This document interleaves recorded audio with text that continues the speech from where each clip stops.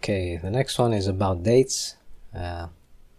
First, let's take a look at these functions defined at the beginning of this file. Here we have dates can be created from a time. So we have our date, which is a date from time 0. So this our date is short for this function called to the number 0. So I guess this represents the current date, like as a date object, I guess.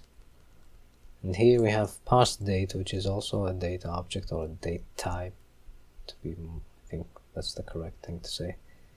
It says here passing a date could fail, and so returns a result.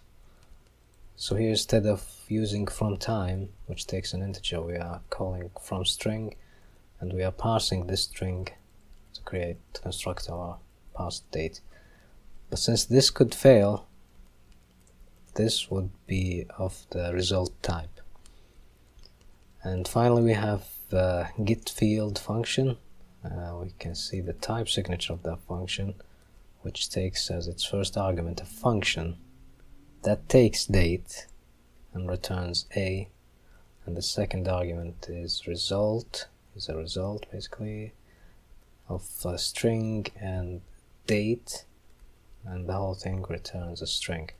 So this function is this fn, and the date is the result date, and we are pattern matching in this function against the value of date. So we know that date is a result, as it says here, so it can either be an OK or an error. In case of it being an OK, we simply call the toString function on the function that was passed to the getField function. So we apply this function on the value that was coupled with the OK value. In case of an error, we simply take the passed in message and we return that message. Okay, let's see the first one. So the first one says year gets the year. So here we have year, date.year, and then our date. So I guess this should be the current year, so 2018. No, it's not a string, right? Yeah, it's not a string, it should be an integer, but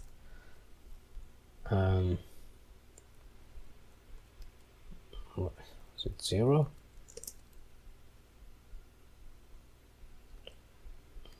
Okay, let's look for the documentation. Date. So function was year.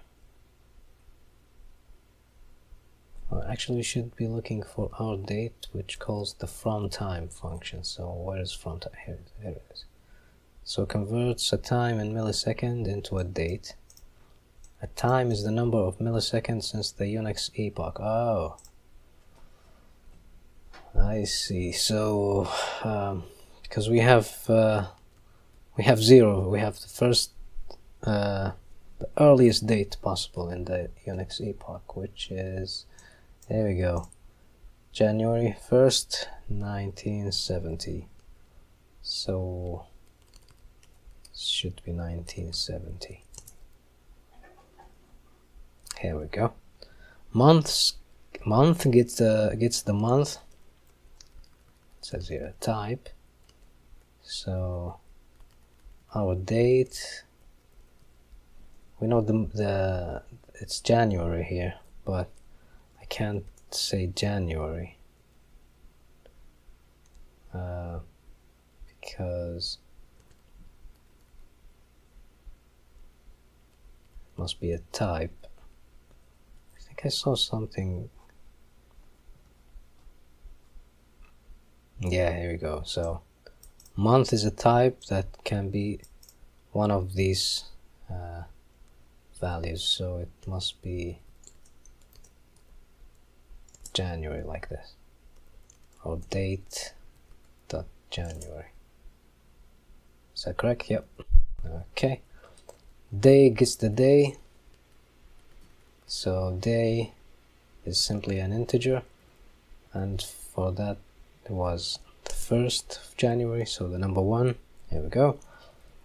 Day of week gets the day of the week, so this is another type. Let's see, day of the week. So the day of the week should be either one of these, Monday, Tuesday. So what was the day on January? Was Thursday.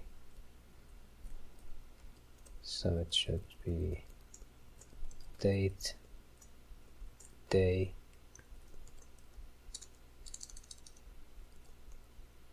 it's like this, Thursday. There we go. Hour gets the hour, it should be a number, so, but this is from the past date, which was, so what's the hour here? It's 11:30. Yeah, this is gonna fail because this is a result, so this should be an O. Okay, not OJ. Okay. Is that okay? No? Oh, hold on a second. So we are calling the get field.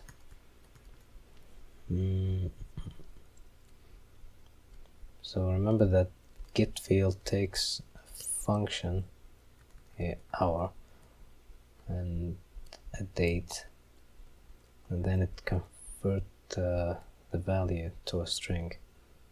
So this should be the string 11, right? There we go.